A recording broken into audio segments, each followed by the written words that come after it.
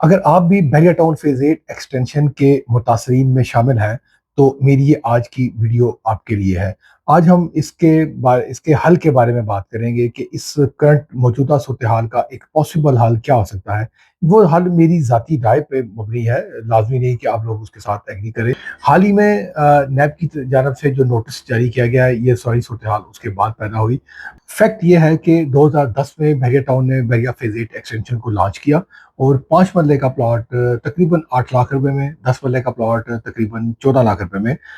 Launch کیا۔ Later on بحریہ نے ابھی کچھ عرصہ پہلے اس پہ ڈیولپمنٹ چارجز لگائے، 5 مرلے پہ تقریباً 8 لاکھ روپیہ اور 10 مرلے پہ تقریباً 12 لاکھ روپیہ ڈیولپمنٹ چارجز لگائے، جو لوگوں نے کافی حد تک پے کر دیے۔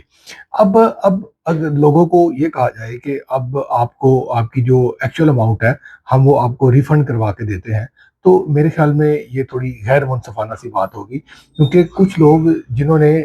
16 لاکھ روپے میں اپنا پلاٹ بک کروایا، وہ کچھ لوگوں نے وہی پلاٹ 30 35 40 لاکھ میں بھی لیا ہے۔ اسی طرح 10 مرلے کا پلاٹ لوگوں نے، جس کی ایکچوئل کاسٹ تقریباً 26 لاکھ روپے بنتی ہے، جو بحریہ ٹاؤن میں ڈپازٹ ہوا ہے،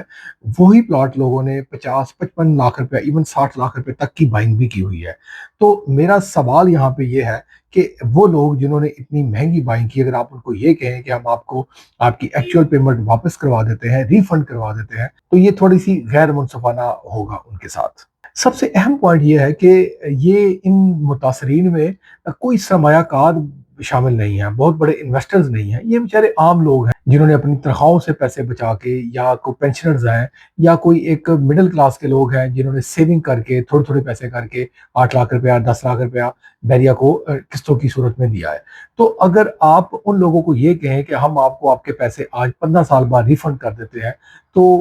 اگر آپ نے ریفنڈ کرنے ہیں تو پھر آج کی ویلیو کے مطابق ریفنڈ ہونا چاہیے، یعنی کہ اس وقت 15 سال پہلے جو پیسے کی ویلیو تھی، آپ اس کو آج کی ویلیو کے ساتھ کمپیئر کر لیں، تو جو آج کی ویلیو ہے، آج کی ویلیو کے حساب سے پیسے ریفنڈ ہونے چاہیے۔ ایک تو یہ ہے۔ دوسرا حل میری نظر میں یہ ہے، جو کہ پریکٹیکل بھی لگتا ہے، کہ آپ بحریہ ٹاؤن کو 3 سے 4 سال کا ایک ٹائم فریم، ایک ٹائم باؤنڈ کیا جائے بحریہ کو، کہ آپ نے ان لوگوں کو 3 سے 4 سال میں پوزیشن دینی ہے۔ اگر 3 سے 4 سال میں بحریہ لوگوں کو پوزیشن دے دیتا ہے تو لوگوں کو اپنا اثاثہ مل جائے گا، لوگوں کو اپنی پراپرٹی مل جائے گی، وہ لوگ چاہیں تو وہاں پہ گھر بنائیں، چاہیں تو اس کو سیل کر دے، کیونکہ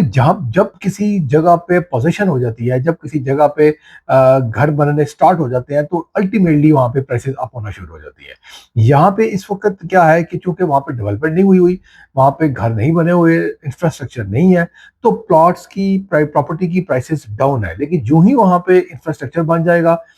سڑکیں بن جائیں گی، لوگ گھر بنانے شروع کر دیں گے، پرائسز آٹومیٹکلی انکریز کر دے گی۔ تو وہ لوگ جنہوں نے اپنی مہنگی بائنگ بھی کی ہوئی ہے، وہ اپنا نقصان اس طریقے سے پورا کر پائیں گے، کیونکہ اب ان کی جو پراپرٹی ہے وہ اب ایک فائل نہیں ہے، بلکہ ایک آن گراؤنڈ موجود ایک اثاثہ ہے، آن گراؤنڈ موجود ایک پلاٹ ہے، جس پہ چاہے تو وہ گھر بنا سکتے ہیں، وہ چاہے تو اس کو سیل کر سکتے ہیں، تو وہ اپنے نقصان کو کافی حد تک ریکور کر سکتے ہیں۔ یہی ایک فارمولہ ہے جس کے تھرو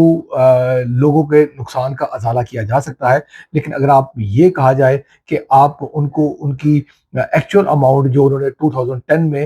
پے کی تھی، یا انسٹالمنٹ میں 2012-13 تک پے کی تھی، وہ ان کو آج 2026 میں واپس کی جائے، تو یہ تھوڑی سی ایک غیر منصفانہ سی بات ہوگی۔ یہ میری ذاتی رائے اور میرا تجزیہ ہے،